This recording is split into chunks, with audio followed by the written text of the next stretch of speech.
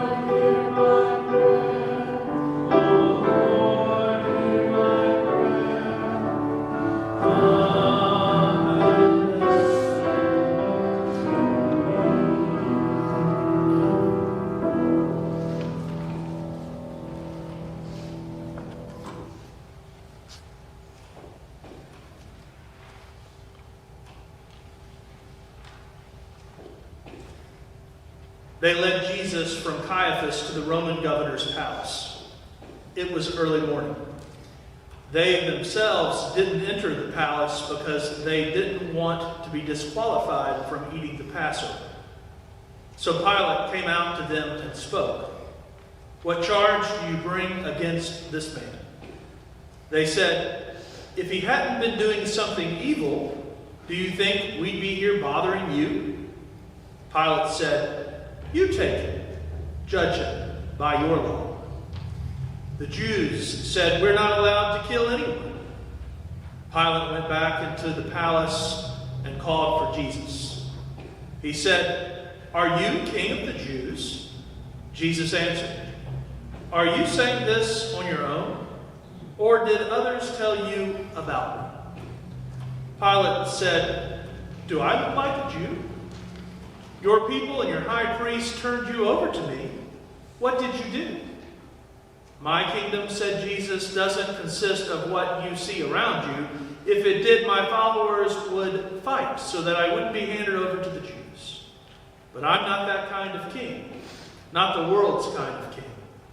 Then Pilate said, "So are you a king or not?" Jesus answered, "You tell me, because I am king. I was born and entered the world so that I could witness to the truth. Everyone who cares for truth, who has any feelings for the truth, recognizes my voice." Pilate said, "What is truth?" Then he went back out to the Jews and told them, "I find nothing wrong in this man. It's your custom that I pardon one prisoner at Passover. Do you want me to pardon the king of the Jews?" They shouted back, "Not this one, but Barabbas." Barabbas was a Jewish freedom fighter.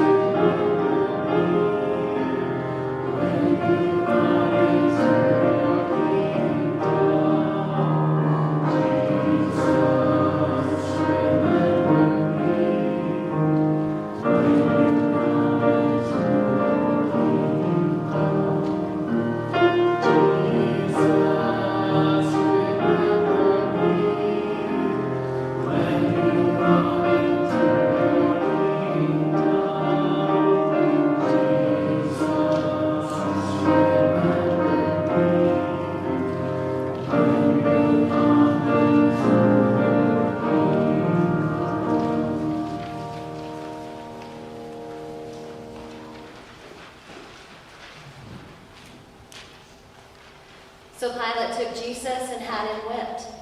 The soldiers, having braided a crown from thorns, set it on his head, threw a purple robe over him, and approached him with, "Hail, King of the Jews!" Then they greeted him with slaps in the face. Pilate went back out again and said to them, "I present him to you, but I want you to know that I do not find him guilty of any crime." Just then Jesus came out wearing the thorn crown and purple robe. Pilate announced, "Here he is, the man." When the high priest and police saw him, they shouted in a frenzy, "Crucify! Crucify!" Pilate told them, "You take him. You crucify him. I find nothing wrong with him."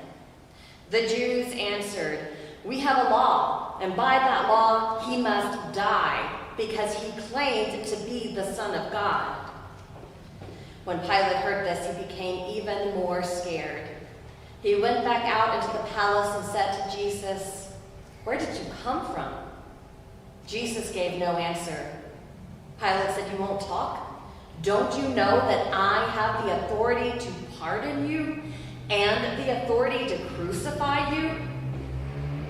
Jesus said, "You haven't a shred of authority over me except what has been given you from heaven. That's why the one who betrayed me to you has committed a far greater fault." At this, Pilate tried his best to pardon him, but the Jews shouted him down. "If you pardon this man, you're no friend of Caesar's. Anyone setting himself up as king defies Caesar." When Pilate heard those words, he led Jesus outside. He sat down at the judgment seat in the area designated Stone Court. It was the preparation day for Passover. The hour was noon. Pilate said to the Jews, "Here is your king." They shouted back, "Kill him! Kill him! Crucify him!" Pilate said, "Am I to crucify your king?" The high priest answered, "We have no king except Caesar." Pilate caved in to their demand. He turned him over to be crucified. They took Jesus away. Carrying his cross, Jesus went out to the place called Skull Hill, where they crucified him, and with him 2 others, one on each side, Jesus in the middle. Pilate wrote a sign and had it placed on the cross. It read, "Jesus the Nazarene, the King of the Jews." Many of the Jews read the sign because the place where Jesus was crucified was right next to the city. It was written in Hebrew, Latin, and Greek. The Jewish high priest objected. They said to Pilate, "Don't write the King of the Jews.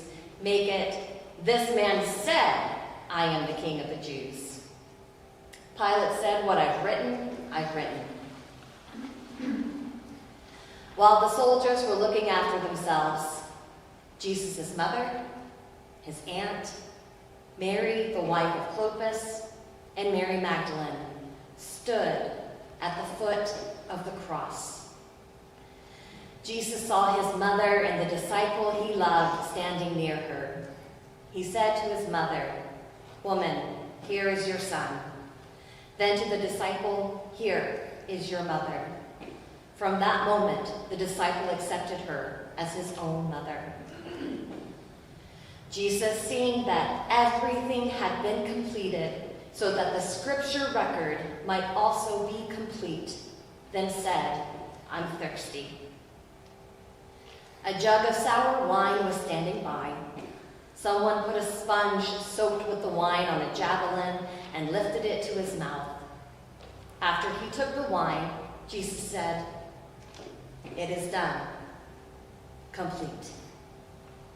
Bowing his head, he offered up his spirit. Then the Jews, since it was the day of Sabbath preparation, and so the bodies wouldn't stay on the crosses over the Sabbath, petitioned Pilate that their legs be broken to speed death and the bodies taken down. So the soldiers came and broke the legs of the first man crucified with Jesus and then the other. When they got to Jesus, they saw that he was already dead, so they didn't break his legs. One of the soldiers stabbed him in the side with his spear. Blood and water gushed out. The eyewitnesses to these things have presented an accurate report. He saw it himself and is telling the truth so that you also will believe. After all this, Joseph of Arimathea petitioned Pilate to take the body of Jesus. Pilate gave permission. So Joseph came and took the body. Nicodemus, who had first come to Jesus at night, came now in broad daylight, carrying a mixture of myrrh and aloes, about 75 pounds. They took Jesus' body and, following the Jewish burial custom, wrapped it in linen with the spices. There was a garden near the place he was crucified, and in the garden, a new tomb in which no one had yet been placed. So because it was Sabbath preparation for the Jews, and the tomb was convenient, they placed Jesus in it.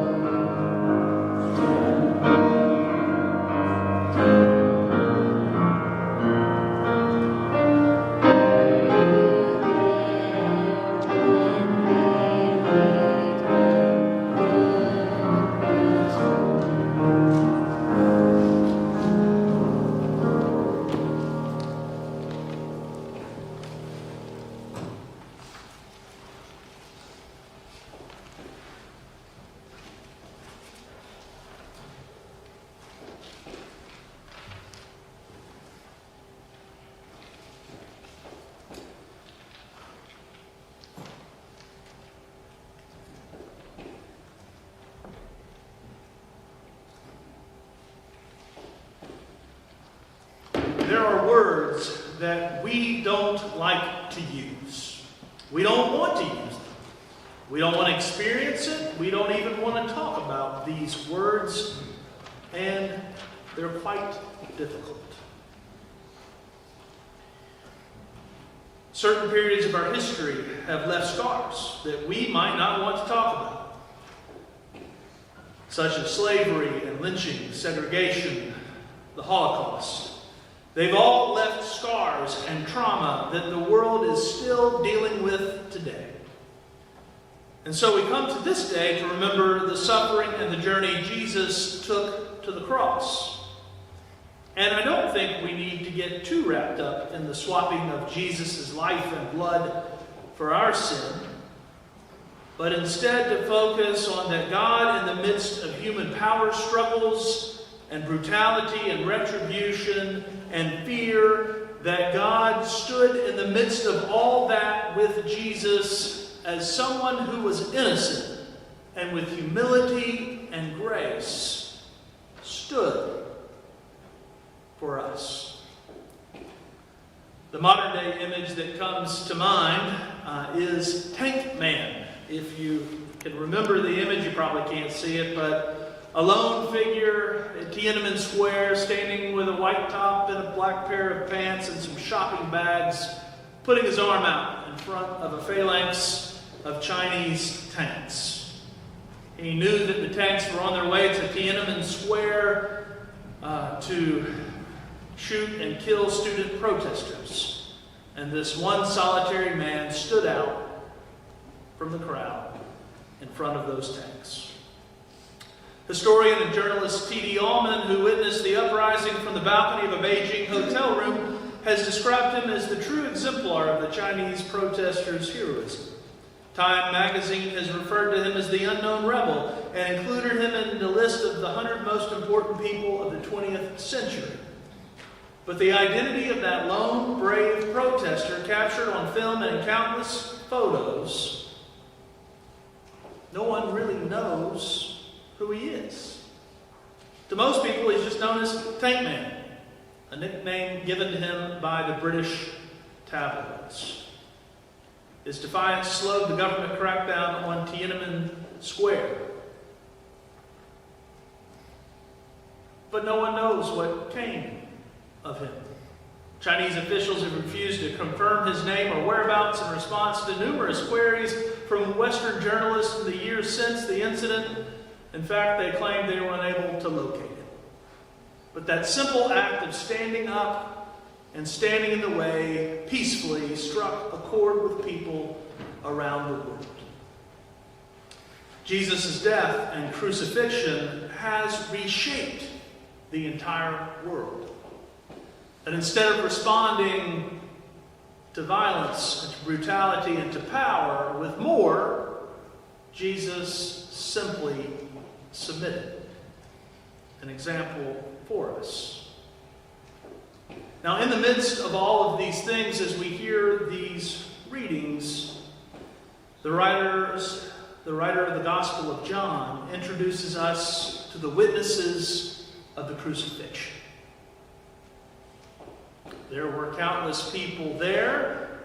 The story is now told to us, but there were also other witnesses in the gospel reading this night. 3 women named Mary, 2 family members, and one of his closest disciple, and a male disciple, Jesus, who had a home in Jerusalem, and this male disciple was then to be Jesus' mother's new son.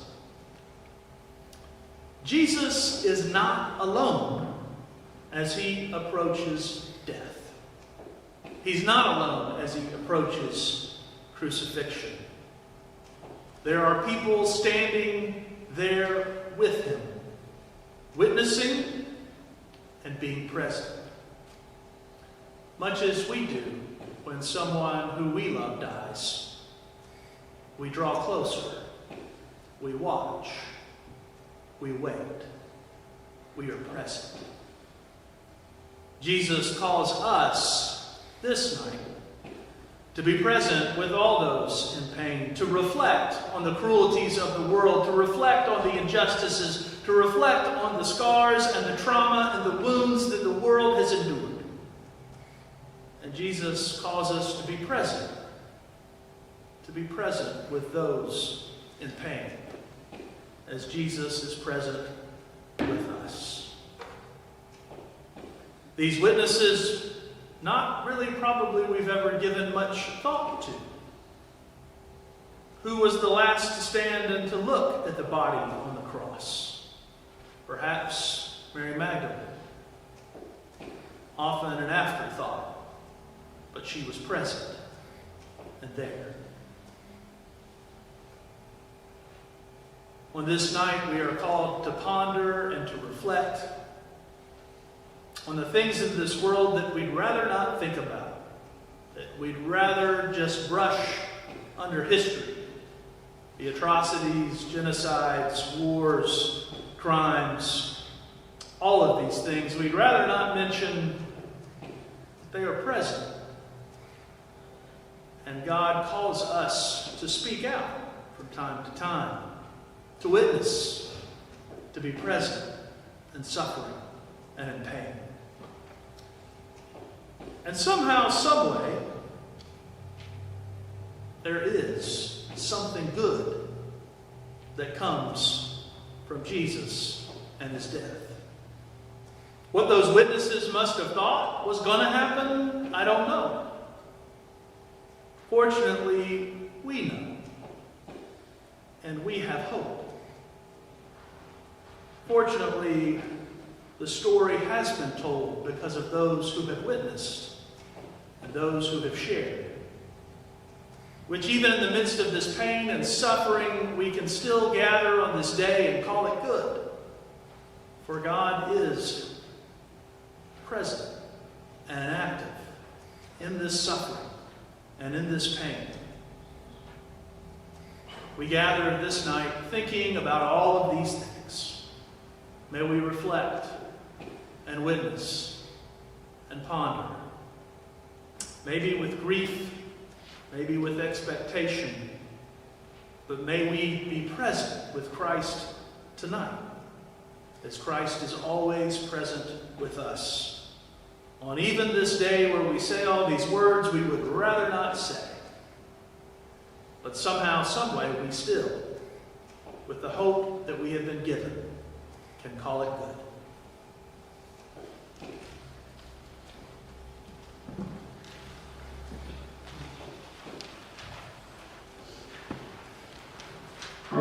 Please rise.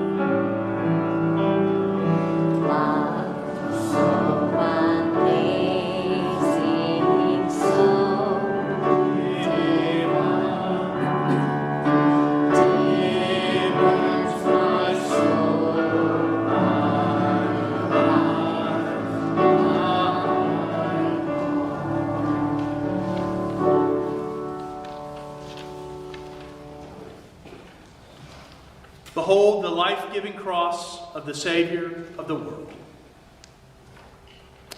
You may be seated.